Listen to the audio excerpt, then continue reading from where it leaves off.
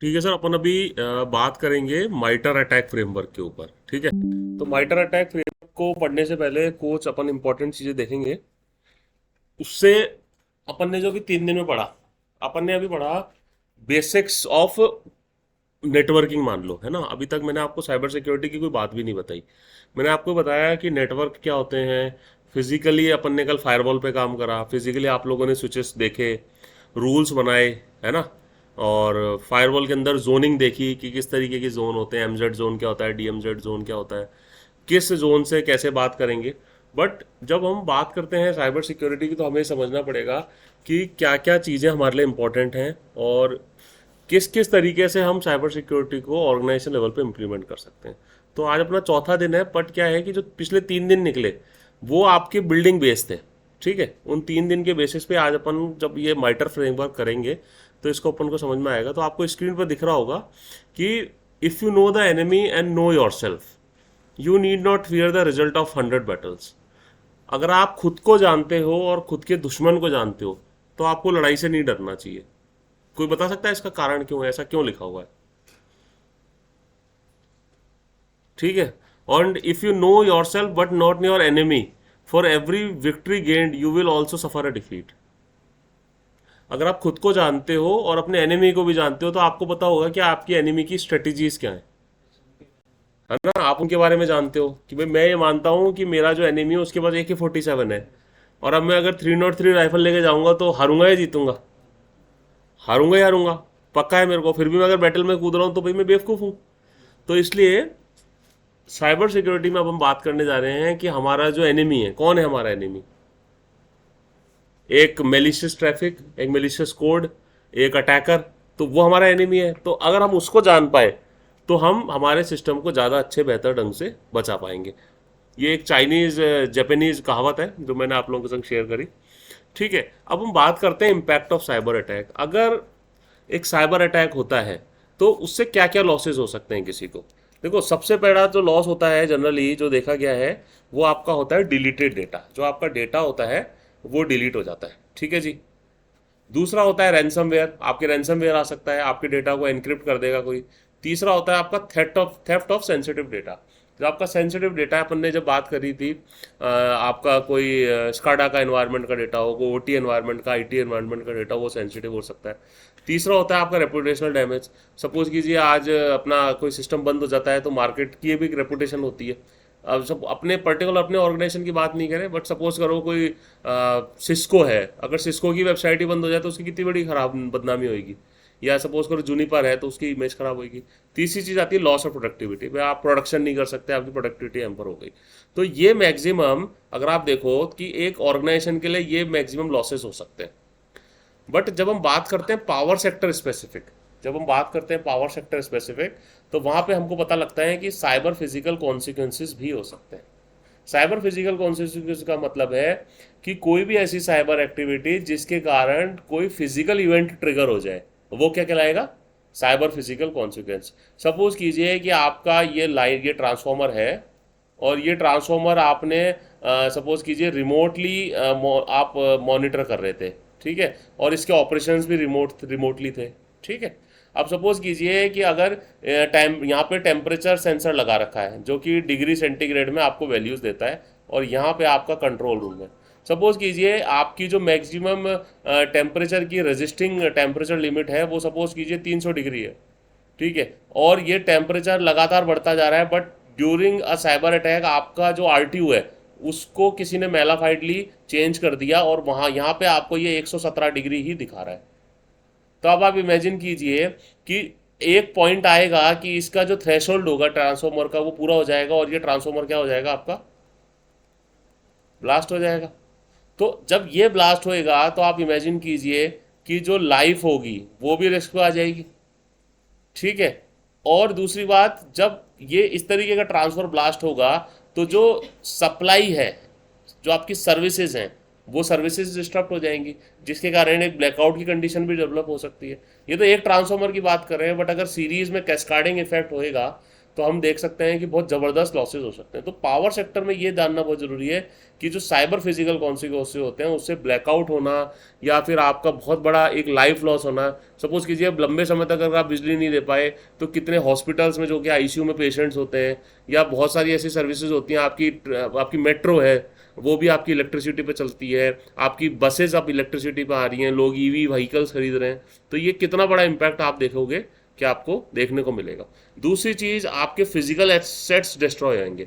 जब हमने ऊपर वाले में बात करी थी अदर बिजनेसेस में, तो फिजिकल एसेट्स डिस्ट्रॉय नहीं होते भाई, ज़्यादा से ज़्यादा होगा आपका कंप्यूटर जो होगा करप्ट हो जाएगा, वापस रिस्टोर कर लोगे।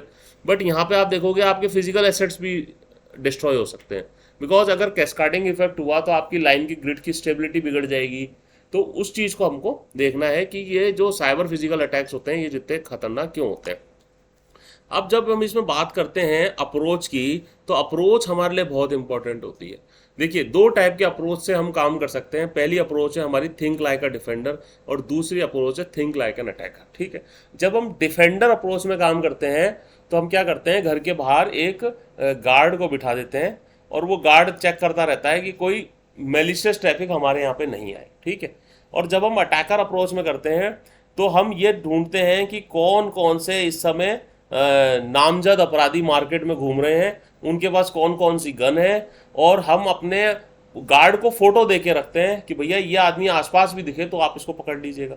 तो दो अलग अलग अप्रोच हो गई, है ना। एक तो हो गई आपकी डिफेंडर अप्रोच कि हम तुम्हारे पे कुछ होएगा अटैक तो हम एक्टिव होंगे। दूसरी हो गई सर अटैकर अप्रोच कि हम ढूंढते हैं कि भैया इस एरिया में नामजद अपराधी कौन है, अपन उसकी फोटो रखें घर पे कि यार इस तरीके का कोई व्यक्ति दिखे तो आप उसको कंप्लेन कीजिएगा। ठीक है, तो ये दो टाइप के अप्रोच है। तो आज हम बात करेंगे अटैकर अप्रोच में कि अटैकर अप्रोच क्या होती है। ठीक है जी। अब एक बहुत पुरानी कहावत है थियोडोर रूजवेल्ट की, यूएस प्रेसिडेंट थे, कि do what you can with what you have and where you are. ठीक है, अभी आप लोग जैसे साइबर सिक्योरिटी शुरू कराया आपने पढ़ना, तो मैं ये कहूँगा डू व्हाट यू कैन, आप जो भी कर सकते हैं ऑर्गेनाइजेशन के लिए वो करिए with what you have. What you have में आपके पास क्या है, जो भी आपके रिसोर्सेज हैं, जो भी आपके पास नॉलेज है, उनसे आप शुरू कीजिए।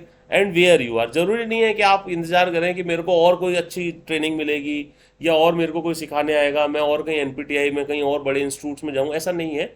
आप जहाँ पे हैं, ये नीड ऑफ द आवर है, ये नीड ऑफ द आवर है अभी पावर सेक्टर में, कि आप अभी जो भी आपके पास रिसोर्सेज हैं आप उसी से शुरू कीजिए। ठीक है, तो जब हम थिंक लाइक एन अटैकर करते हैं तो हमें समझना पड़ेगा कि अटैकर के पास क्या है। अटैकर के पास सर ये तीन इंपॉर्टेंटली चीज़ें होती हैं। पहली चीज़ होती है सर उसके पास टैक्टिक्स, दूसरी होती है उसके पास टेक्निक्स, और तीसरी होती है उसके पास प्रोसीजर्स। तो आइए समझते हैं कि टेक्निक्स और प्रोसीजर क्या है। टैक्टिक्स होती हैं द ओवरऑल गोल और technical objective behind the attack, कि ओवरऑल गोल क्या है उस अटैक का, ओवरऑल ऑब्जेक्टिव क्या है उस अटैक का। अभी अगर मैं बात करूं, मैं एक यहां वर्ड लिखता हूं, रिकॉनिसेंस। ठीक है जी, रिकॉनिसेंस का मतलब होता है कि मैं किसी और के नेटवर्क की जानकारी इकट्ठी करूं कि उसका ऑपरेटिंग सिस्टम क्या है, कि उसका जो मैक एड्रेस है वो क्या है, या उसका कौन सा उसमें फर्मवेयर डला हुआ है, उसका मैन्युफैक्चरर क्या है। तो ये सब क्या हो गया, रिकॉनिसेंस। दूसरी एक टैक्टिक होती है परसिस्टेंस। क्या होती है सर दूसरी, परसिस्टेंस। परसिस्टेंस का मतलब कि मैं वहां पे कुछ इस तरीके के टूल्स डाल दूं कि मैं लगातार उससे बात कर सकूं, है ना, मैं उसकी बात कर सकूं, मैं उसको ये पता लगा सकूं। जैसे स्लीपर सेल्स होते हैं, स्लीपर सेल्स एक तरीके से परसिस्टेंस बनाए रखते हैं। कोई टेररिस्ट ग्रुप होता है वो आपके यहाँ पे एक स्लीपर सेल एक्टिव कर देता है, तो स्लीपर सेल एक इन्फॉर्मेशन देता रहता है कि हम एक्टिव हैं, उसी तरीके से ये परसिस्टेंस होता है। ऐसे 8-9 प्रकार की टैक्टिक्स होती हैं, अपन बात करेंगे सबके बारे में, बट अपन को ये समझना जरूरी कि टैक्टिक क्या होती है। तो इस केस में ओवरऑल गोल क्या है, आप समझे, ओवरऑल गोल क्या है, रिकॉनिसेंस है। ओवरऑल गोल क्या है, परसिस्टेंस है ना। ऐसे बहुत सारे गोल्स होते हैं। तो टैक्टिक का मतलब हो गया ओवरऑल गोल। दूसरी चीज है सर टेक्निक। टेक्निक क्या होती है, the methods and strategies used to engage in the attack. क्या है, the methods and strategies use to engage in the attack. वो अटैक करने के लिए क्या क्या टेक्निक्स यूज करेगा, वो अटैक करने के लिए क्या क्या टेक्निक्स यूज करेगा। और तीसरी चीज होती है सर प्रोसीजर। पहली चीज पढ़ी हमने टेक्टिक, दूसरी पढ़ी हमने टेक्निक, हम पढ़ रहे हैं प्रोसीजर। प्रोसीजर क्या होगा कि वो क्या टूल्स एंड प्रोसेसेस यूज करेगा to orchestrate an attack. Orchestrate का मतलब होता है स्टार्ट करना, एग्जीक्यूट करना। वो क्या क्या टूल्स एंड प्रोसेस यूज करेगा टू ऑर्केस्ट्रेट एन अटैक, ठीक है। अब इंपॉर्टेंटली क्या होता है कि जो अटैकर होता है उसकी क्या क्या मैंने बताया आपको, टैक्टिक बताई, टेक्निक बताई और प्रोसीजर बताया। किसी भी अटैकर के लिए ये चीज़ बदलना सबसे मुश्किल होता है, ठीक है। अभी इस चीज़ को यूं समझें कि आप सुबह उठते हैं, सपोज कीजिए आप 6 बजे उठते हैं, तो जनरली आप देखो आपकी नींद 6 बजे ही खुल जाएगी, ठीक है। साथ साथ एक रूटीन होता है कि आप सुबह जाएंगे, पहले फ्रेश होएंगे, उसके बाद आप ब्रश करेंगे, उसके बाद आप नहाएंगे, उसके बाद आप पूजा करेंगे, उसके बाद आप नाश्ता करेंगे। तो ये सब कॉन्शियस माइंड में आपके अपने आप चल रहा होता है। आप कहीं लिख के थोड़ी रखते हो कि आज मैं ये करूंगा, आज मैं वो करूंगा। तो ये आपकी टैक्टिक होती है, ये आपकी टेक्निक होती है। अब उसको कोई कहे यार ये देखो ये पहले ब्रश करता है बाद में पूजा करता है, या पहले ब्रश कर लेता है बाद में नाश्ता, तो वो हर आदमी की यूनिक होती है। इस प्रकार जितने भी अटैकर्स होते हैं उसकी जो टेक्निक्स एंड प्रोसीजर्स होते हैं वो जनरली कॉमन पाया गया है। जो रिसर्च हुई माइटर ने, वो ये देखा कि टैक्टिक्स बदलना मुश्किल है, टेक्निक बदलना मुश्किल है, प्रोसीजर बदलना मुश्किल है। तो इसलिए ये जो फ्रेमवर्क है ये टीटीपी फ्रेमवर्क भी कहते हैं इसको, टेक्निक्स एंड प्रोसीजर फ्रेमवर्क। तो चलिए कुछ क्वेश्चंस के बारे में हम बात करते हैं। आपके दिमाग में ये कुछ क्वेश्चन मैं देना चाह रहा हूँ कि सबसे पहले क्वेश्चन हमारे दिमाग में आने चाहिए कि how active are my defences. मैं जो डिफेंड अप्रोच यूज कर रहा हूँ वो कितनी एक्टिव है, क्या वो मेरे काम आ रही है। दूसरी चीज, am I getting enough inputs from advisories. क्या हमको इनफ एडवाइजरीज आ रही हैं। एडवाइजरीज कहाँ से आती हैं हमको, हमें एनसीआईपीसी से एडवाइजरीज आती हैं, हमें सर्टिन से एडवाइजरीज आती हैं, साइबर स्वच्छता केंद्र सीएसके से आती हैं, साथ साथ हमें सर्ट गो से एडवाइजरीज आती हैं, सर्टिन से आती हैं, सर्ट ट्रांस से आती हैं, लॉट ऑफ ऑर्गेनाइजेशन आते हैं, ठीक है। फिर एक एपीटी ग्रुप है। एपीटी ग्रुप का मतलब होता है एडवांस पर्सिस्टेंट थ्रेट ग्रुप। ये अटैकर्स के ग्रुप होते हैं। अब थोड़ा सा अपन नीचे उतर रहे हैं साइबर सिक्योरिटी की फील्ड में कि किस तरीके से अटैकर्स काम करते हैं, अटैक्स कौन करता है। तो ये क्या है, ग्रुप्स होते हैं। तो APT21 एक बहुत मशहूर ग्रुप है अटैकर का, तो मैंने इसलिए यहाँ पे APT21 लिखा है। Do I have a chance to detect APT21। आपको लगता है कि आप लोगों के पास इतनी कैपेबिलिटी है कि आप APT21 के अटैक को डिटेक्ट कर पाएंगे? सोच के देखिए दिमाग में। दूसरी चीज, क्या मैं जो डेटा कलेक्ट कर रहा हूं वो यूजफुल है। मैंने खूब सारा लॉग इकट्ठा कर लिया, 6 महीने का लॉग में रख रहा हूँ गाइडलाइन के हिसाब से, बट उसमें कितना यूजफुल है, क्या उसमें से वाकई में मैं कुछ खंगाल पा रहा हूँ, मेरे मतलब का है, मैं रीडेबल है।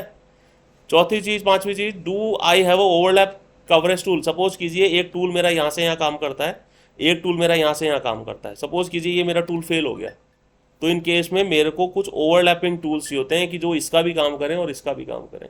क्योंकि सिक्योरिटी की जब हम बात करेंगे तो हम बिल्कुल भी क्या नहीं छोड़ सकते, लूप होल्स, ठीक है।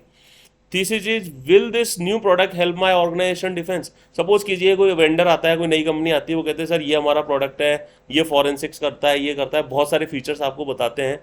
तो आप खुद समझिए कि क्या वो ऑर्गेनाइजेशन की डिफेंस में मदद करेगा, कितना मदद करेगा। वो आप तब बता पाएंगे जब आप टीटीपी को समझ पाएंगे कि अटैकर्स की क्या टैक्टिक्स हैं, टेक्निक्स हैं, प्रोसीजर्स हैं। चलिए, तो कुछ सवालों के जवाब हमने निकाले। Do we receive advisories? बिल्कुल हमें एडवाइजरीज मिल रही हैं। बहुत सारी ऐसी गवर्नमेंट ऑर्गेनाइजेशन है जहाँ से हमें एडवाइजरीज मिल रही हैं। तो अगर हम समझें तो हमें एडवाइजरीज किस रूप में मिलती हैं। देखिए, एडवाइजरीज मिलती हैं हमें हैशेस के रूप में, C2IPs के रूप में और डोमेन्स के रूप में, ठीक है। इस तरीके के डोमेन्स आते हैं कुछ अपने पास, है ना, कि भैया इनको ब्लॉक कर दो। इस तरीके की कुछ IPs आती हैं कि इनको ब्लॉक कर दो, और इस तरीके के कुछ हैशेज आते हैं, है ना। अब ये हैशेज देखो, कुछ SHA-1 में होते हैं, कुछ SHA-256 में होते हैं, कुछ MD5 में होते हैं। अब ये MD5 SHA-216 256 क्या है, ये आपके एनक्रिप्शन के टाइप्स हैं, है ना। एनक्रिप्शन के टाइप्स हैं। आज अपन जब एनक्रिप्शन पढ़ेंगे तो इसको थोड़ा सा और डीपली देख लेंगे। तो इस तरीके से आपको ये हैशेस मिलते हैं, और ये C2IP मिलते हैं, और ये डोमेन्स मिलते हैं। अभी हैशेस क्या है इस पर थोड़ा सा रुक जाते हैं, बात करेंगे हैशेस क्या है। बट आप यूँ समझ लीजिए कि अगर कोई फाइल होती है तो उस फाइल का एक सिग्नेचर होता है।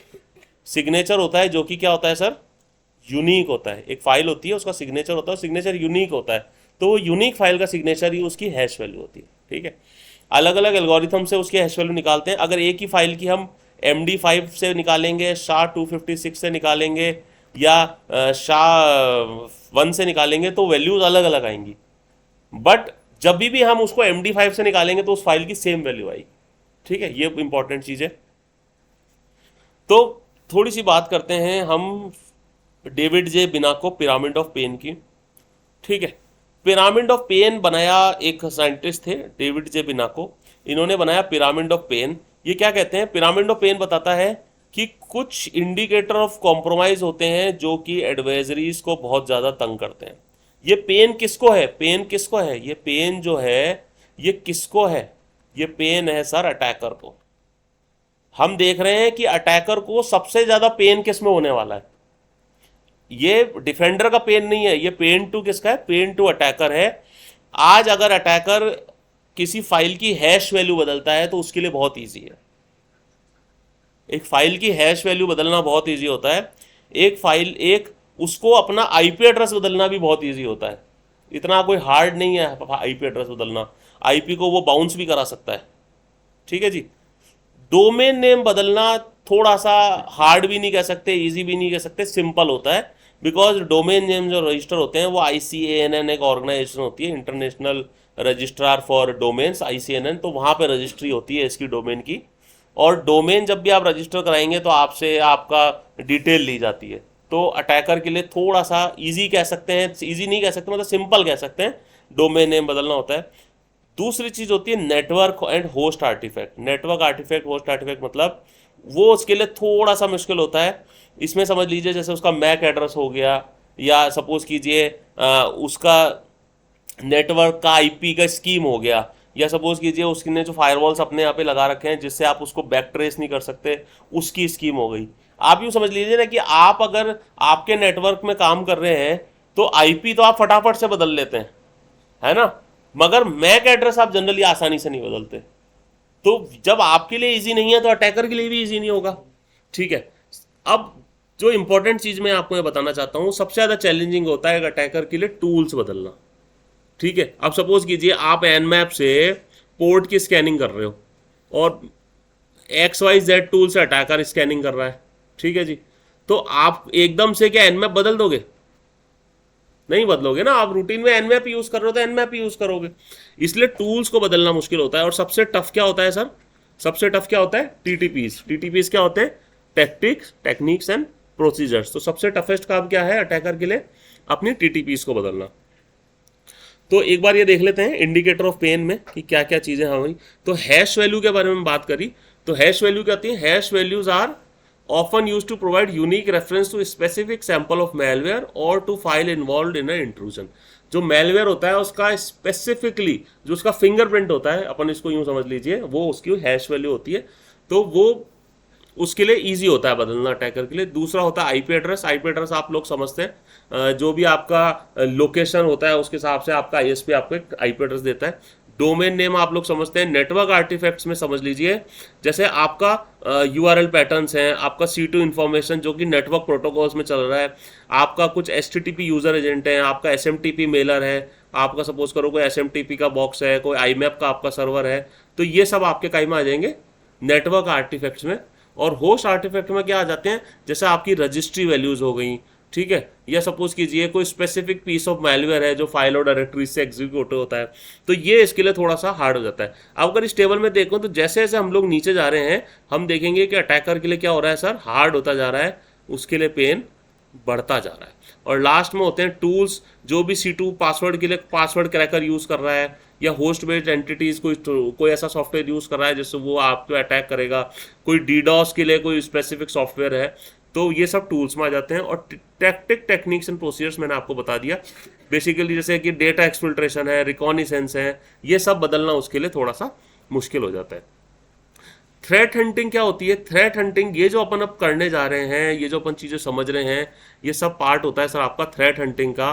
कि थ्रेट को आने से पहले प्रोएक्टिवली उसको भांपना, भांपना जो वर्ड होता है हिंदी में वो यहाँ स्पेसिफिकली मैं कहूँगा कि थ्रेट के आने से पहले हम जान सकें कि क्या प्रॉब्लम हो सकती है, क्या संभावना हो सकती है, उसी चीज को हम लोग कहते हैं थ्रेट हंटिंग। तो threat hunting, cyber threat hunting is a proactive cyber defence actively. Important word क्या है यहाँ पे, प्रोएक्टिव, कि आप प्रोएक्टिवली पहले से अवेयर रहें कि किस तरीके का थ्रेट हमें सिस्टम में आ रहा है, ताकि हम उसके लिए तैयार रह सकें। अब इंपॉर्टेंटली बात समझने की यह है कि हम पहले से तैयार कैसे रहेंगे।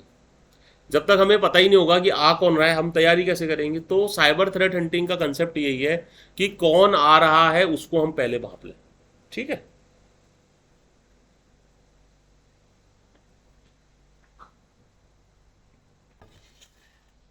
ठीक है। It is a process of proactively and iteratively searching through networks to detect and isolate advanced threat that evade existing security solution।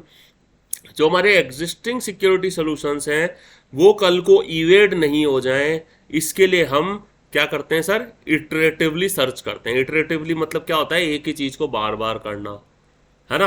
अगर हम नेटवर्क मॉनिटर कर रहे हैं तो हम बार बार नेटवर्क मॉनिटर कर रहे हैं ताकि अगर कुछ नेटवर्क में चेंजेस आते हैं तो हम उसको डिटेक्ट कर पाए।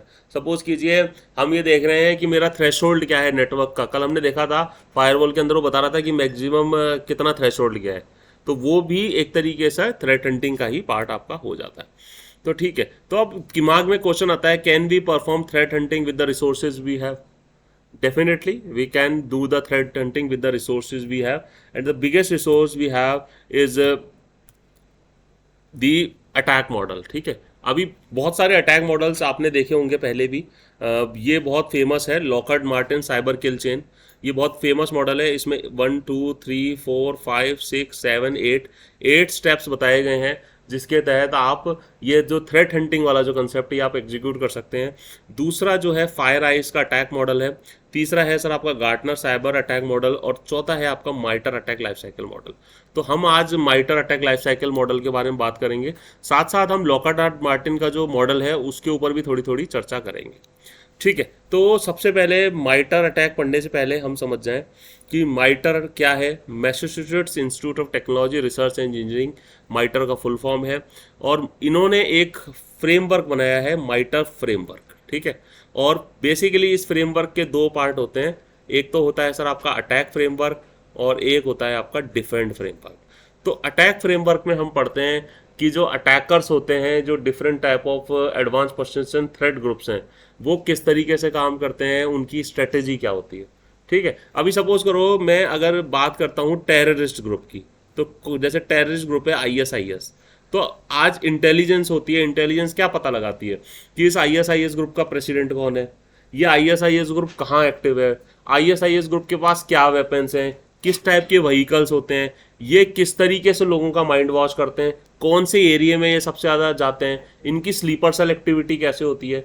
तो उसी तरीके से जो हमारा साइबर थ्रेट ग्रुप्स होते हैं उनके ऊपर भी ये जो माइटर अटैक का फ्रेमवर्क है ये काम करता है। बेसिकली ये किन किन एरियाज में काम करता है, ये बात करता है आपके एंटरप्राइज, ICS और मोबाइल। मतलब कि जो आपका IT इंफ्रा होता है ये उसके लिए भी बात करता है, ये आपका जो OT इंफ्रा होता है उसके लिए भी बात करता है, जो आपका मोबाइल वाला होता है ये उसके लिए भी बात करता है। पहले मोबाइल वाला फ्रेमवर्क इसमें नहीं था, बट अभी रिसेंटली 2-3 साल से इन्होंने ऐड करा है। तो माइटर की टैक्टिक्स को हम लोग समझें, तो अभी तक हमने स्टार्ट करा था, हमने बात करी थी कि रिकॉनिसेंस क्या होता है। ठीक है जी। और हमने बीच में बात करी थी कि परसिस्टेंस क्या होता है। तो दो टैक्टिक्स के ऊपर हमने बात करी थी। अब हम करके एक एक टैक्टिक्स के ऊपर सारी बात करते हैं। तो रिकॉनिसेंस क्या होता है कि आपके सिस्टम की जानकारी जब अटैकर गेन करना चालू कर देता है तो वो क्या हो जाता है आपका रिकॉनिसेंस। रिकॉनिसेंस की अगर पर्टिकुलरली बात करें तो जैसे आप किसी को एनमैप टूल से उसके ओपन पोर्ट्स को जांचते हो तो वो क्या कहलाता है, रिकॉनिसेंस। दूसरी चीज होती है सर आपकी रिसोर्स डेवलपमेंट। रिसोर्स डेवलपमेंट क्या होता है, acquiring needed infrastructure, developing capabilities and compromising accounts. अब क्या है कि आपने रिकॉनिसेंस कर लिया कि उसके पोर्ट नंबर 443 ओपन है, अब मेरे को उस पर अटैक करना है तो मेरे को रिसोर्स डेवलपमेंट करना पड़ेगा। तो रिसोर्स डेवलपमेंट के अंदर जो भी इंफ्रास्ट्रक्चर की रिक्वायरमेंट है, जो भी कैपेबिलिटीज की रिक्वायरमेंट है, वो सारा पार्ट हो जाता है आपके रिसोर्स डेवलपमेंट। ये सब टैक्टिक्स हैं। ठीक है। तीसरी चीज होती है आपकी इनिशियल एक्सेस। इनिशियल एक्सेस का मतलब है finding entry vectors to infiltrate the target. मतलब एक ऐसा हमें इनिशियल एक्सेस मिले जिससे हम उसके सिस्टम में घुस पाए। ठीक है। अब जनरली क्या होता है इनिशियल एक्सेस में क्या यूज होता है, फिशिंग यूज होती है कि वो आपको एक मेल करेगा कि आपका ये जो ईमेल है इसकी ड्राइव की स्पेस फुल हो गई है, आप इसको रीस्टोर कर लें यहाँ पे क्लिक करके, या अपने आप को री रजिस्टर करा लें। आप जैसे ही उस पर क्लिक करेंगे कोई बैक एंड में स्क्रिप्ट रन हो जाएगी, एक सॉफ्टवेयर डाउनलोड हो जाएगा, वो एक प्रकार का Trojan, worm, malware, botnet, rootkit कुछ भी हो सकता है। और वो जो रूटकिट होगा, वो जो सॉफ्टवेयर होगा, वो जो जिसने उसको भेजा है, इंस्टॉल करवाया है, वो उसके संग कनेक्ट हो जाएगा। तो बेसिकली क्या होगा, उसको आपके संग एक इनिशियल एक्सेस एस्टेब्लिश हो जाएगा। तो ये क्या होगा, इनिशियल एक्सेस कहलाएगा। फिर चौथी चीज आती है आपकी एग्जीक्यूशन। ठीक है, एग्जीक्यूशन क्या है, running adversary control malicious code और remote access tools on the target system often paired with techniques from the tech tips. इसको आसान भाषा में समझें कि उसका जो एम है अपनी कोई स्क्रिप्ट आपके यहाँ पे रन करवाना। तो पहले तो आपने उस फिशिंग अटेम्प्ट से उसने आपके सिस्टम का एक्सेस लिया। अब एक्सेस लेने के बाद वो एग्जीक्यूट भी तो करवाएगा, तो जो एग्जीक्यूट करवाएगा अपनी स्क्रिप्ट को, वो कहीं में आ जाएगा सर आपके एग्जीक्यूशन पार्ट में। और पांचवा आता है आपका परसिस्टेंस। परसिस्टेंस का मतलब है कि वो आपके सिस्टम से कम्युनिकेशन बनाए रखेगा ताकि आप पे एडिशनल अटैक्स कर सके। अगर आपको याद हो तो बीच में एम्स के ऊपर एक साइबर अटैक हुआ था। ठीक है, एम्स के ऊपर एक साइबर अटैक हुआ था और पहले अटैक होने के 10 दिन बाद दूसरा अटैक हो गया था। आपने देखा होगा उसके पीछे क्या कारण था कि उन्होंने परसिस्टेंस बनाए रखा। उन्होंने कुछ इस टाइप की स्क्रिप्ट छोड़ी उसमें डेफिनेटली कि सिस्टम के अंदर परसिस्टेंस बना रहा। परसिस्टेंस बने रहने के कारण क्या हुआ कि वो जो अटैक था वो दूसरी बार वापस कर पाए। तो हमें क्या करना है कि हम अभी देखेंगे कि परसिस्टेंस किस किस तरीके से वो लोग परसिस्टेंस बना के रखते हैं। अभी अपन जब आगे बढ़ेंगे इसमें तो हम देखेंगे कि वो जो अटैकर है वो रिकॉनिसेंस कैसे करेगा, वो रिसोर्स डेवलपमेंट कैसे करेगा, इनिशियल एक्सेस कैसे करेगा। तो ये जो हाउ वाले जवाब है ना अपने दिमाग के, ये सारे अपने क्लियर होने वाले हैं कि वो ये काम कैसे करेगा। और अगर हमको पता होगा वो ये काम कैसे करेगा तो क्या हम उसको रोकने में सक्षम होंगे? बताइए। बिल्कुल होंगे। हमको पता है कि जो चोर है इस एरिया का वो छत से कूद के आता है, और अगर हम छत में ही फेंसिंग करा लें कांटों वाली तो भाई वो नहीं आ पाएगा। तो हमको जब पता है कि उसकी टेक्टिक क्या है तो हम रोक पाएंगे। तो ये सब क्या है, टेक्टिक है। ठीक है, छठी चीज आती है इसमें, आता है सब प्रिविलेज एस्केलेशन। प्रिविलेज एस्केलेशन का मतलब होता है कि मेरे पास सपोज कीजिए कि केवल यूजर राइट्स हैं, मैं यूजर राइट से लॉगिन कर पाया हूँ सिस्टम में। अब मुझे क्या करना है, मुझे एडमिन राइट चाहिए एज अ अटैकर, ताकि मैं सिस्टम की बहुत सारी फंक्शनैलिटीज होती हैं जो यूजर को नहीं होती हैं, एडमिन को होती हैं, ताकि मैं उनको यूज कर सकूं। अगर लिनक्स में हम कहें तो जो हमारा रूट यूजर होता है उसके पास सारी फंक्शनैलिटीज होती हैं। तो लिनक्स में जब अटैक होता है लिनक्स ऑपरेटिंग सिस्टम में, तो अटैकर ये कोशिश करता है कि मेरे को रूट एक्सेस मिल जाए। तो ये क्या चीज कहलाएगी, प्रिविलेज एस्केलेशन। फिर बात आती है सर डिफेंस इवेजन की। डिफेंस इवेजन क्या है, avoiding detection through compromise with disabling of security controls. अब वो क्या करेगा कि जो आपका डिफेंस अप्रोच, डिफेंसिंग सिस्टम है, मतलब आपका जो मेलवेयर डिटेक्शन इंजन है, आपके एंटीवायरस है, आईपीएस है, आईडीएस है, अब वो एक बार घुस गया, उसने अपने आप को प्रिविलेज एस्केलेट करा लिया, वो रूट यूजर का एक्सेस ले लिया, तो वो जो आपका सिस्टम है जो आपके सिस्टम को बचा के रख रहा है, अब वो उससे छुपने की कोशिश करेगा। क्या करेगा वो, उससे छुपने की कोशिश करेगा, क्योंकि अगर आपके सिस्टम ने उसको पकड़ लिया तो वो क्या करेगा, उसको डिलीट कर देगा, अलर्ट जनरेट कर देगा, है ना। आप इसको समझिए, पूरी आपको एक कहानी सुना रहा हूं मैं कि किस तरीके से चोर आएगा घर में, किस तरीके से चोर आएगा। चोर भी ऐसे ही आता है ना। अगर कोई बड़ी डकैती होती है, पिक्चरों में नहीं देखते अपन कि वो रेस पिक्चर होती है, वो वहां से कूदेंगे, फिर वो हेलीकॉप्टर से वहां जाएंगे, फिर वो लोहे के वो आरी से उसको काट देंगे, फिर वो तहखाने में घुस जाएंगे, है ना। फिर हीरोइन उसको कहेगी तू नीचे से मुझे ऊपर फेंक दे, वो खुद लेके भग जाएगी। ऐसा ही होता है ना पिक्चरों में। तो ये ऐसी कहानी होती है बिल्कुल। ठीक है, तो ये डिफेंस इवेजन हमको समझ में आ गया।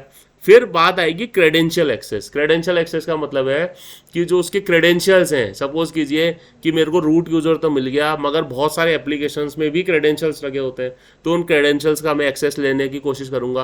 क्रेडेंशियल्स का एक्सेस कैसे लूंगा, जब मेरे पास रूट यूजर का एक्सेस आ गया तो मैं एक की लॉगर सॉफ्टवेयर डाल दूंगा। की लॉगर क्या करेगा कि जब भी आप लॉग इन करोगे अपने अकाउंट्स में तो वो आपके की स्ट्रोक्स को लॉक कर लेगा, तो आपके क्रेडेंशियल्स उसको मिल जाएंगे। 9वें नंबर पर आएगा सर डिस्कवरी। डिस्कवरी का मतलब है gaining knowledge about an internal network. Suppose कीजिए कि अभी तो आपका जो सर्वर था वो 172.20.1.5 पे था, और आपका नीचे का जो नेटवर्क है 10.0.0x वाले नेटवर्क पे, तो तो अभी तो वो यहीं पे पहुंचा था, अब वो कोशिश करेगा कि मैं नीचे के जो नेटवर्क्स हैं उनके अंदर भी घुस सकूं, जिसको हम लोग कहते हैं लेटरल मूवमेंट। डिस्कवरी करेगा, और डिस्कवरी करने के बाद क्या करेगा, वो जाने की कोशिश करेगा नीचे, तो वो चीज़ क्या कहलाएगी सर, लेटरल मूवमेंट। वो नीचे वाले नेटवर्क्स में जाने की कोशिश करेगा, ठीक है। ऊपर भी जा सकता है, क्योंकि जो आप सपोज कीजिए वो एमजेड में गया तो वो डीएमजेड में भी जाने की कोशिश करेगा, और वो इनसाइड और लैन में भी जाने की कोशिश करेगा। तो कल जो हमने जोन्स पढ़े, उस जोन्स को पढ़ने से आज अपन को एक फायदा मिल रहा है कि हमारे पास, अब हम आज ये चीज़ पढ़ रहे हैं तो हमारे पास एक बेस है दिमाग में, हमको कोई नई चीज़ नहीं सुनाई दे रही है। आपको लग रहा है कोई नई चीज़ सुनाई दे रही है, ये सब कुछ पता है आप लोगों को, बट अब आपको कहानी समझ में आने लग गई होगी कि किस तरीके से अटैक होते हैं। फिर वो क्या करेगा सर, फिर उसका काम होगा कलेक्शन करना। जब भी चोर आ जाएगा, सब कुछ ले लेगा, घुस जाएगा, बैठ जाएगा, तो कोई भजन करने थोड़ी आ रहा है, वो चोरी करने आ रहा है, तो उसका काम क्या होगा, कलेक्शन। जो जो माल मिल रहा है बटोर लो। तो अब यहाँ पे माल क्या मिलेगा उसको, यहाँ पे माल मिलेगा उसको डेटा, क्रिटिकल इंफॉर्मेशन, तो वो सारा उसको कलेक्ट करेगा, ठीक है। फिर 12वां स्टेज आता है आपका कमांड एंड कंट्रोल। इसका मतलब क्या होता है, communicating with control system on the target, ठीक है। वहां से क्या करेगा, अब चोर आपके सिस्टम में आ गया, अब वहां से अंदर बैठ के जो उसका गैंग का लीडर है, ठीक है, जैसे सांबा आ गया डकैती दल ने, अब सारा काम करने के बाद वो गब्बर को फोन करेगा ना, है ना, कि साहब मैंने यहाँ चोरी कर ली, अब मेरे को क्या करना है। तो गब्बर पूछेगा बताओ कितने आदमी थे ठीक है। तो वही काम हो रहा है, command and control. Command and control मतलब जो मेरे जो ओनर्स हैं, जो मेरे C2IP, यहीं से वर्ड निकलता है C2IP। C2 का मतलब क्या होता है, command and control IP. C2 का क्या मतलब होता है, कमांड एंड कंट्रोल आईपी। तो वो कमांड एंड कंट्रोल में फेज में क्या करेगा, वो जो उसके ओनर्स हैं, जो उसको चला रहे हैं, जिसने उसको भेजा, स्टेट स्पॉन्सर्ड APTs हैं, वो सारे बताएंगे कि अब तुझे क्या करना है, तेरे को वहां रहना है, जाना है, जो भी उसको इंस्ट्रक्शंस होंगे। फिर वो डेटा, फिर वो क्या करेगा सर, एक्सफिल्ट्रेशन चालू करेगा। एक बार उसका कमांड एंड कंट्रोल से सेटअप हो गया, उसने बात कर ली मेरे जो ओनर्स हैं, अब दोनों के बीच में लिंक सेटअप हो गया, अब वो एक्सफिल्ट्रेशन करेगा। किसका एक्सफिल्ट्रेशन करेगा, डेटा का। मैंने आपको बताया था आजकल DNS क्वेरीज के थ्रू भी डेटा एक्सफिल्ट्रेट हो रहा है। अपन ने जब DNS क्वेरी देखी थी, तो DNS क्वेरी में डोमेन का नाम जाता है, वो डोमेन के नाम की जगह अपने छोटे छोटे 8-8, 9-9, 10-10 कैरेक्टर में डेटा भेजना चालू कर देता है। तो that is called data exfiltration.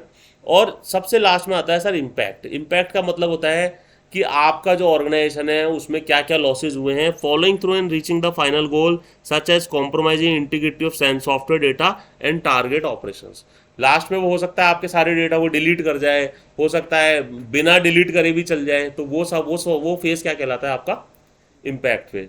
तो ये बेसिकली हमने 14 फेज देखे माइटर अटैक टैक्टिक्स में। अब क्या होता है कि जो आपका ICS होता है ना, OT सिस्टम जिसे कहते हैं, उसमें हो सकता है ये 14 फेज नहीं हो सारे, हो सकता है मोबाइल के अंदर 14 फेज नहीं हो, बट जो आपका IT होता है, जिसको आप लोग, मैंने बताया एंटरप्राइज के अंदर ये सारे फेज मिलेंगे।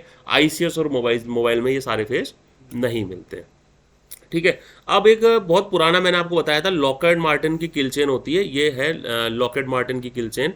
इसमें बेसिकली ये 7 ही स्टेप बताए थे, reconnaissance, weaponisation, delivery, exploitation, installation, command control और एक्शन और ऑब्जेक्टिव।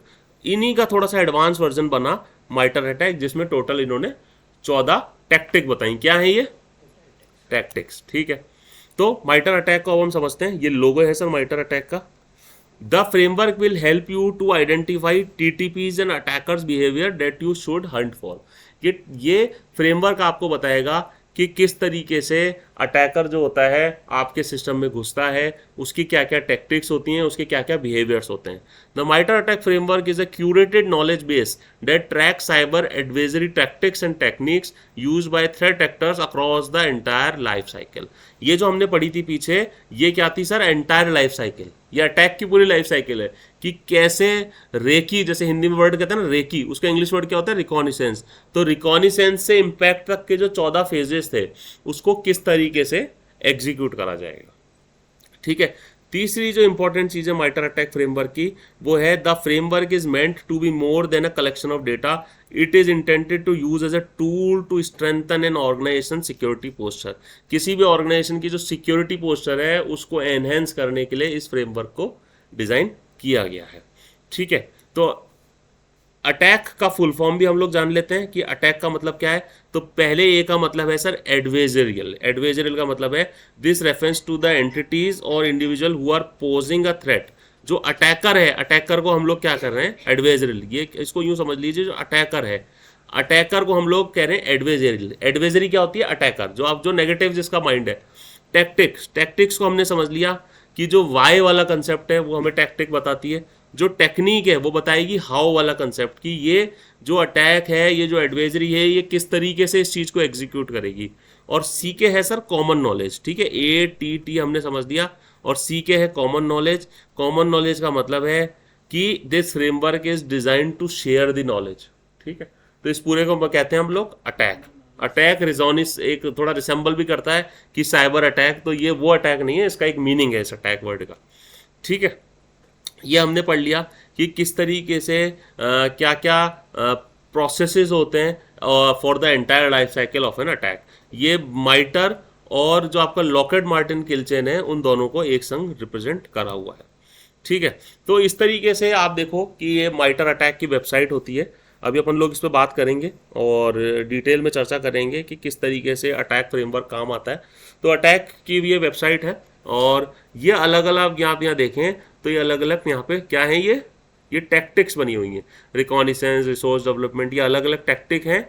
और इन हर टेक्निक के अंदर कुछ सेपरेटली क्या है सर, ये टेक्निक्स बनी हुई हैं। क्या है ये टेक्निक्स बनी हुई हैं। अब आप देखें कि यहाँ पे आपको एक छोटा सा नंबर दिख रहा होगा 3, यहाँ छोटा सा नंबर दिख रहा होगा 4। तो इस टेक्निक के अंदर कुछ प्रोसीजर्स होते हैं। ठीक है, एक टैक्टिक के अंदर मल्टीपल टेक्निक्स होती हैं, और मल्टीपल टेक्निक्स के अंदर मल्टीपल प्रोसीजर्स होते हैं। अभी अपन इनको जब पढ़ेंगे आगे तो अपन को और क्लियर हो जाएगी। बट आप अभी यूँ समझ लीजिए कि डिफरेंट टाइप ऑफ टैक्टिक्स के अंदर क्या क्या टेक्निक्स हमको अवेलेबल है। ठीक है, अब how does a MITRE attack framework help an organization. Organization में माइटर अटैक किस तरीके से आपको हेल्पफुल हो सकता है, उसको देख लेते हैं। The attack framework is widely recognize as an authority on understanding the behaviours and techniques that hackers use against organization. जो हैकर्स की जो टेक्निक्स हैं उनको ये लोग रेगुलरली स्टडी करते हैं। इनके पास एक बहुत अच्छी टीम बनी हुई है। इवन आप लोग भी चाहें तो इसका पार्ट हो सकते हैं, और अपनी जो भी इनपुट्स अगर आपको लगता है तो वो आप इनको दे सकते हैं। दूसरी चीज़ क्या है कि ये साल में लगभग इसके 2 अपडेट आते हैं। तो जो भी अगर कोई नई अटैकर्स की टेक्निक होती है तो वो भी ये लोग अपने इस फ्रेमवर्क में रेगुलरली डालते रहते हैं। ठीक है, used by blue team and red team exercises. जो red team blue team exercises होती हैं उसमें भी ये जो अटैक फ्रेमवर्क है वो यूज़ करा जाता है। Use attack for cyber threat intelligence. मैंने आपको बताया अगर आप साइबर थ्रेट इंटेलिजेंस करना चाहते हैं, मतलब कि आप अपने लेवल पे प्रोएक्टिवली काम करना चाहते हैं, तो वो भी अटैक फ्रेमवर्क काम आता है। आपके डिफेंसिव प्लेटफॉर्म को अगर आप बिल्ड करना चाहते हैं, उसको एडवांस करना चाहते हैं, तो भी अटैक फ्रेमवर्क काम आता है। साथ साथ में एडवाइजरी का इम्यूलेशन और रेड टीमिंग के लिए भी ये बहुत ज़्यादा फ्रेमवर्क काम का है। ठीक है, तो बेसिकली अटैक की हमने बात करी, कुछ प्री अटैक के भी पार्ट हैं, कुछ अटैक फॉर एंटरप्राइजेज हैं, ये भी हमने देखा। ठीक है, यहाँ पे हम बात करते हैं, एक छोटा सा मैंने डायग्राम डाला हुआ है, how does a advisory move with in your network. ठीक है, सबसे पहले क्या करेगा, आपके जो डिफेंस है उसको इवेट करेगा, उसके बाद लेटरल मूवमेंट करेगा। आप देखेंगे आदमी देखो सुरंग के नीचे से जा रहा है, दिख रहा है आपको, है ना, ये ऊपर गार्ड खड़ा हुआ है, इसको नहीं पता है कि नीचे से क्या जा रहा है। इसी तरीके से क्या होता है, हम हमारा नेटवर्क देखते रहते हैं और कोई दूसरे प्रोटोकॉल से या चोरी छुपे डेटा ले जाता है अंदर। ठीक है, और यहाँ से देखिए ये गार्ड अभी भी खड़ा हुआ है और ये डेटा एक्सफिल्ट्रेट करके ये बंदा जा रहा है, देखा आपने। तो ये एक्चुअली जो ये फोटो इसलिए डाली है ताकि आप उसको रिलेट कर सकें अपने दिमाग में कि किस तरीके से एक अटैक होता है। ठीक है, टैक्टिक हमने आपको बता दी कि ये टैक्टिक्स होती हैं, इसके अंदर मल्टीपल आपको टेक्निक्स मिलती हैं, और मल्टीपल टेक्निक्स के अंदर क्या होते हैं सर, मल्टीपल प्रोसीजर्स होते हैं।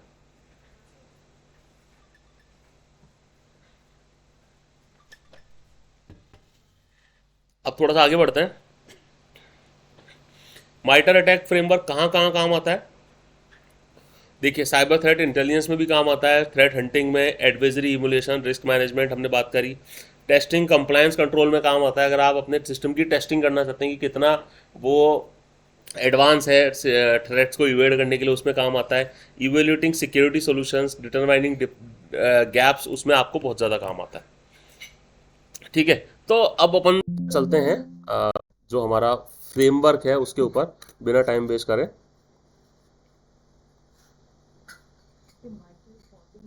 माइटर एक ऑर्गेनाइजेशन है, बिल्कुल। इसका जो डोमेन है वो आपको मिलेगा attack.miter.org। ठीक है, इस तरीके से ये फ्रेमवर्क आपको मिलता है। जब सबसे पहले आप यहाँ पे जाएं मैट्रिसेस में आपको तीन ऑप्शन मिलेंगे, एंटरप्राइज, मोबाइल और आईसीएस। जैसे मैंने आपको बताया कि एंटरप्राइज क्या है, आपके आईटी एनवायरनमेंट का। मोबाइल क्या है, आपके जो भी डिवाइसेस हैं, आपके एंड्रॉयड आईओएस डिवाइसेस। और आईसीएस क्या है, आपके ओटी एनवायरनमेंट का। टैक्टिक्स भी तीनों के लिए अलग हैं, टेक्निक्स भी तीनों के लिए अलग हैं। तो सबसे पहले बात करते हैं, सपोज कीजिए यहाँ पे हम नीचे थोड़ा सा आते हैं, तो अटैक मैट्रिक्स फॉर एंटरप्राइजेस, ये डिफॉल्ट पेज खुलता है। यहाँ पे आप जाएंगे तो यहाँ पे आपको अलग अलग टैक्टिक्स मिलेंगी। क्या क्या टैक्टिक्स है, रिकॉनिसेंस से लेकर और आपको यहाँ पे मिलेंगी टैक्टिक्स लेटरल मूवमेंट तक की। ठीक है, हाँ जी, ये वो सारी टैक्टिक्स हैं। ये सारी आपको टैक्टिक मिलेंगी, reconnaissance, resource development, initial access, execution में। इसको थोड़ा और जूम आउट कर लेता हूँ तो आपको समझ में आ जाएगा। देखो इस तरीके से दिख रहा है आपको पूरा। ठीक है, ये पूरी आपको टैक्टिक मिल जाएगी। अब एक एक थोड़ा सा बात करते हैं कि रिकॉनिसेंस में टोटल 10 टेक्निक माइटर ने डिटेक्ट करी हैं।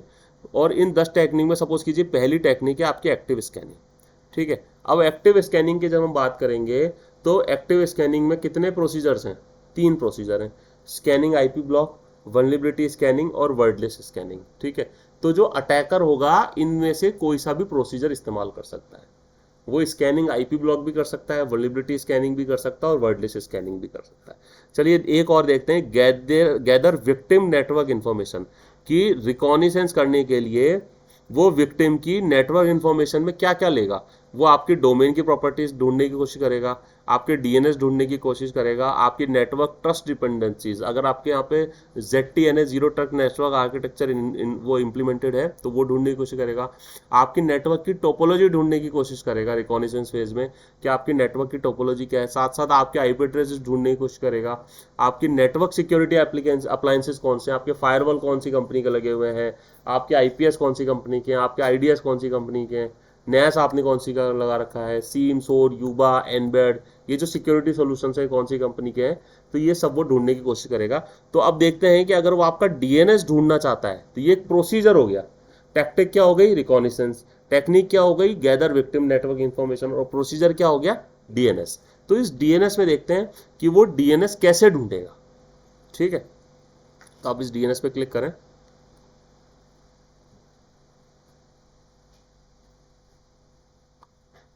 ठीक है, तो हम आ गए gather victim network information DNS. अब हर जो इसकी आईडी होती है, देखो ये इसकी एक जो प्रोसीजर था उसकी पर्टिकुलर आईडी भी होती है, ताकि आप आईडी से इसको डिटेक्ट कर सकें। ठीक है, और ये किसका है, सब टेक्निक किसका है, T1590 का। और टैक्टिक क्या है इसके, रिकॉनिजेंस। यहाँ पे आपको सारे डिटेल मिल जाएगा। और ये कब क्रिएट हुई थी, अक्टूबर 20 में, और अभी मॉडिफाइड कराया इसको रिसेंटली अक्टूबर 22 में। ठीक है जी, अब आपको देखते ही समझ में आ जाएगा कि डीएनएस वो आपका गैदर करना चाहता है कि आप डीएनएस। अब आप सोच के देखिए, मैंने आपको बताया था कि डीएनएस क्वेरीज के थ्रू वो डेटा एक्सफिल्ट्रेट करते हैं। तो उसके पास सबसे पहले पता होना चाहिए कि आपका डीएनएस कौन सा यूज ले रहे हो आप। अगर उसको डीएनएस के थ्रू डेटा एक्सफिल्ट्रेट करना है तो आपके डीएनएस को भी जानना जरूरी है। डीएनएस को जानने के लिए क्या करेगा, वो आपके रिकॉनिसेंस करेगा। रिकॉनिसेंस कैसे करेगा डीएनएस की, यहाँ पे उन्होंने ये तरीका बता रखा है कि किन किन तरीके से वो रिकॉनिसेंस करेगा। देखिए, एडवाइजरीज में gather this information in various ways such as querying और otherwise collecting detail via DNS passive DNS information में ऑल्सो भी expose to adversaries via online और एक्सेसिबल डेटा। ठीक है, अब आपको इंपॉर्टेंट चीज क्या है कि मिटिगेशन के अंदर आपको कुछ ऑप्शन मिल जाते हैं कि किस तरीके से आप इसको मिटिगेट करेंगे। तो यहाँ पे ऑप्शन आ रहा है आपको प्री कॉम्प्रोमाइज का। ठीक है, तो इसी तरीके से आप जब डिफरेंट टाइप्स के देखेंगे, जैसे सपोज करिए इनिशियल एक्सेस पे काम कर रहे हैं, एग्जीक्यूशन पे काम कर रहे हैं, सपोज कीजिए परसिस्टेंस पे काम करते हैं, तो परसिस्टेंस में हमको ऑप्शन मिलते हैं अकाउंट मैनिपुलेशन, बिट्स जॉब, साथ साथ आपके बूट और लॉगिन ऑटो स्टार्ट एग्जीक्यूशन। ठीक है, कई बार क्या होता है ना कि आपका जो सिस्टम होता है बार बार बूट होता रहता है, कोई लॉगिन एग्जीक्यूट होता है, तो ये भी एक परसिस्टेंस का मेथड होता है। अब इसमें क्या क्या प्रोसीजर्स हैं वो हमको यहाँ पे मिल जाएंगे।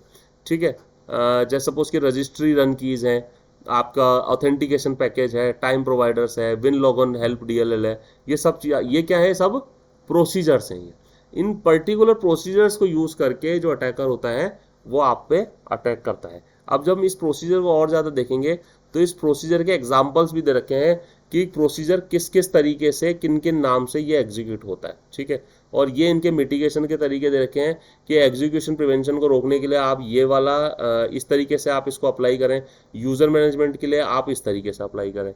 और इन अगर आपके यहाँ पे ऑलरेडी कोई परसिस्टेंस बना हुआ है तो उसको डिटेक्शन करने का भी यहाँ पे तरीका दे रखा है कि कमांड एग्जीक्यूशन अगर आप देखना चाहते हैं तो आप थोड़ा सा इसको स्टडी कर रहे हैं कि विन लॉगन की एग्जीक्यूट डीएलएल्स में किस तरीके का अब्यूजिव फीचर आपको मिल रहा है, तो यहाँ पे आपको मिल जाएगा कि डिटेक्ट कैसे करना है, ठीक है। तो तीनों चीज़ें आपको फ्रेमवर्क बताता है। सबसे पहले बताता है कि किस तरीके के अटैक्स हुए हैं, ये जो जो अटैक्स हुए हैं ये उनके बारे में बता रहा है।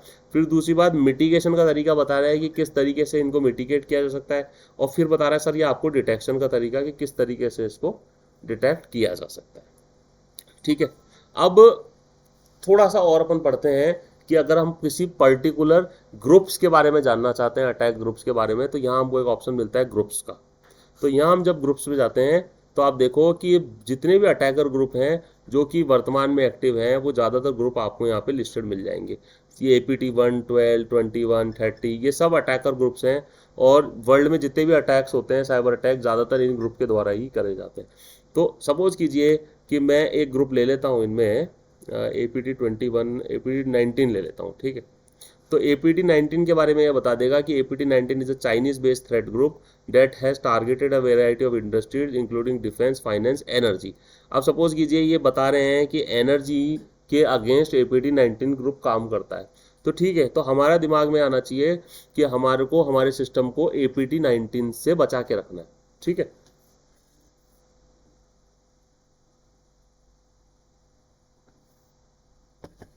हमें हमारे सिस्टम को APT19 से बचा के रखना है। तो उसके लिए हमें जानना पड़ेगा कि APT19 की क्या क्या टेक्टिक हैं, क्या क्या टेक्निक है और क्या क्या प्रोसीजर है। तो इसमें हमको क्या मिलता है कि अटैक का एक नेविगेटर होता है, ठीक है। ये अटैक का नेविगेटर होता है, माइटर अटैक नेविगेटर। इसके थ्रू हम APT19 की जो टेक्निक्स एंड प्रोसीजर है उनको जान सकते हैं। तो चलिए शुरू करते हैं। सबसे पहले आपको एक नई लेयर बनानी पड़ती है, तो यहाँ आप क्रिएट अ न्यू लेयर पे जाएंगे। अब यहाँ पे एंटरप्राइज मोबाइल ICS, अगर आप OT एनवायरनमेंट के लिए काम कर रहे हैं तो ICS, अदरवाइज आप एंटरप्राइज। तो मैं भी एंटरप्राइज के लिए काम कर रहा हूँ तो मैं यहाँ पे एंटरप्राइज लेयर में जाऊँगा। और यहाँ पे सर्च एंड मल्टी सिलेक्ट में मैं यहाँ पे उस ग्रुप को सिलेक्ट करूँगा। यहाँ पे देखो आप टेक्निक्स भी आ रही हैं, टोटल 660 टेक्निक होती हैं। और बट मैं यहाँ पे उस ग्रुप को सिलेक्ट करूँगा। मेरा ग्रुप था APT19, तो मैं यहाँ पे APT19 ग्रुप सिलेक्ट करूँगा और इसको एक यहाँ पे बैकग्राउंड कलर दे दूंगा ताकि अच्छे से डिटेक्ट हो जाए, ठीक है। तो अब आप देखेंगे कि APT19 जो है वो इनिशियल एक्सेस के लिए क्या क्या यूज़ करता है, ठीक है। APT19 देखिए मॉडिफाई को, रजिस्ट्री को मॉडिफाई करता है, ऑब्फुस्केट करता है फाइल्स को, सिस्टम इंफॉर्मेशन डिस्कवरी करता है, ठीक है। तो अब आपको पर्टिकुलर एक APT ग्रुप की जानकारी मिल गई। अब सपोज कीजिए मैं और इसको एक बार इसको इसमें क्या होता है कि अटैक नेविगेटर में लेयर्स होती हैं। सपोज करो ये एक लेयर बन गई, तो इस लेयर को मैं नाम दे देता हूँ APT19, ठीक है जी। अब मैं एक और लेयर बनाता हूँ, एक बार दूसरी लेयर एक और बनाता हूँ, create a new layer enterprise, और इसको मैं नाम दे देता हूँ, पहले मैं एक बार ग्रुप सिलेक्ट कर लेता हूँ। अब मैं यहाँ पे एक दूसरा ग्रुप ले लेता हूँ। सपोज कीजिए मैं यहाँ पे कोई दूसरा ग्रुप ले लेता हूँ, APT41, ठीक है। और यहाँ पर भी मैं इसको बैकग्राउंड कलर दे देता हूँ येलो, ठीक है। नाम मैं इसको दे देता हूँ APT41, ठीक है जी। यहाँ तक क्लियर अपन को। अब मेरे को यहाँ APT19 में पता है कि क्या क्या है, APT41 को मेरे को पता लग गया।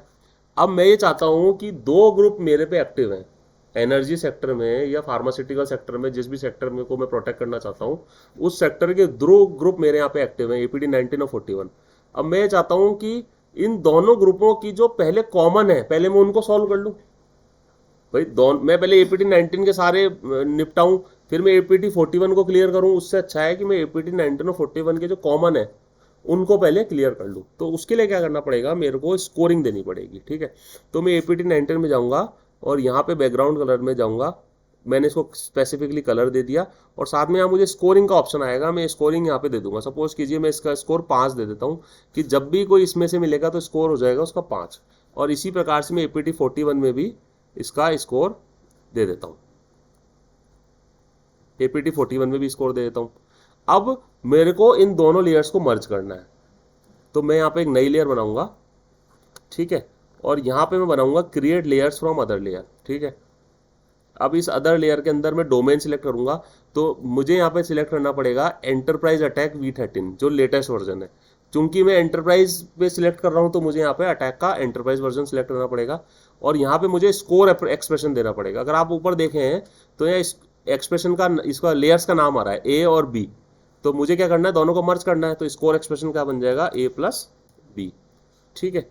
और यहाँ पे मैं इसको फिर क्रिएट कर दूंगा, ठीक है, क्रिएट कस्टमाइज नेविगेटर, और ऊपर मेरे को क्रिएट करने का ऑप्शन मिल जाएगा। एक सेकंड, ये कहाँ गया, ठीक है, ये क्रिएट कर दिया मैंने, ठीक है। अब आप जाएंगे, जब आप इसके ऊपर जाएंगे तो स्कोर क्या दिख रहा है आपको, 5। इसके ऊपर स्कोर क्या दिख रहा है आपको, 5। तो मतलब इन दोनों ग्रुप्स में कोई भी ऐसा नहीं है जो कि कॉमन हो। अगर कोई कॉमन होता ना तो स्कोर क्या हो जाता उसका, 10, ठीक है। अभी सपोज करो मैं यहाँ एक लेयर और ऐड कर देता हूँ, और इसको मैं कोई दूसरा ग्रुप दे देता हूँ,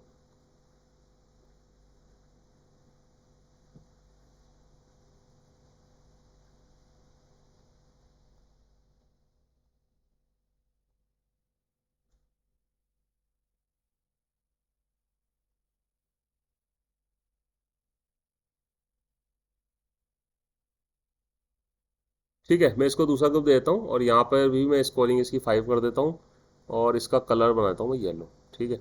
अब यहाँ जो मैंने ये लेयर बनाई थी, इसी लेयर को मैं वापस एक बार नई लेयर मेरे को बनानी पड़ेगी, जहाँ पे मैं इन तीनों लेयर को जोड़ दूंगा। इस लेयर का नाम भी मैं दे देता हूँ कुछ, सपोज कीजिए इस लेयर का नाम मैं दे देता हूँ सी लेयर,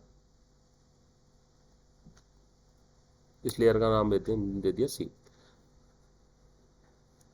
अब मैं इस वापस एक बनाऊंगा create layer from other layer, और यहाँ पे एक्सप्रेशन में A+B+C दे दूंगा, सी नहीं दूंगा, D दूंगा, क्योंकि ये A लेयर, ये B लेयर, ये C तो A+B से बनी थी, तो मैं A B और D बना दूंगा, ठीक है जी। यहाँ पे जाके मैं इसको क्रिएट कर दूंगा, तब आप देखोगे कि कुछ का एक्सप्रेशन 10 आ रहा है। देखा, इसका एक्सप्रेशन स्कोर क्या है, 10, इसका 5, इसका 5, और इसका भी 10 है, ठीक है। तो जब हम तीन ग्रुप बात करी, APT 19, 14 और लेजारियस, तो इन तीनों ग्रुपों में सबसे ज़्यादा स्कोर किसका आ रहा है, ड्राइव बाय कॉम्प्रोमाइज का। इसका मतलब कि multiple groups drive bye compromise use करते हैं, ठीक है। और देखो ग्रीन वाले जो हैं सब 10 स्कोर के हैं, ये देखो इनका स्कोर 10 है। तो पहले अगर मैं प्रायोरिटाइज करूंगा इवेंट्स को, तो मैं जो हाई स्कोर के जो मेरे टेक प्रोसीजर्स होंगे, टेक्निक्स होंगी, पहले मैं उनको प्रायोरिटाइज करूंगा, और उसके बाद फिर मैं जो मेरे लो स्कोर है उसको प्रायोरिटाइज करूंगा। तो ये फ्रेमवर्क हमें ये भी हेल्प करता है for prioritising the security threats, कि हम पहले कौन से थ्रेट्स को हैंडल करेंगे। बिकॉज क्या होता है कि सिक्योरिटी एनवायरनमेंट में मल्टीपल लेयर्स ऑफ थ्रेट हमारे पास होते हैं। डिफेंस ऑफ डेप्थ की जब हम बात करेंगे तो नेटवर्किंग लेवल पर अलग थ्रेट है, एप्लीकेशन लेयर पर अलग थ्रेट है, डेटाबेस लेवल पर अलग है, इंफ्रा पे अलग है। तो पहले कौन से हैंडल होंगे, ये हमेशा प्रोफेशनल्स के लिए इशू आता है। तो ये फ्रेमवर्क आपको ये बताएगा कि किस तरीके से आप जो थ्रेट है उसको प्रोएक्टिवली मैनेज कर सकते हैं, ठीक है। तो ये अटैक, हमने फ्रेमवर्क के बारे में बात करी, हमने बात करी नेविगेटर के बारे में, हमने बात करी अटैकर की टेक्निक्स एंड प्रोसीजर्स के बारे में, बिनाको पिरामिड ऑफ पेन के बारे में। तो ये सारी चीज़ें आपको हेल्प करेंगी साइबर थ्रेट हंटिंग के अंदर, ठीक है।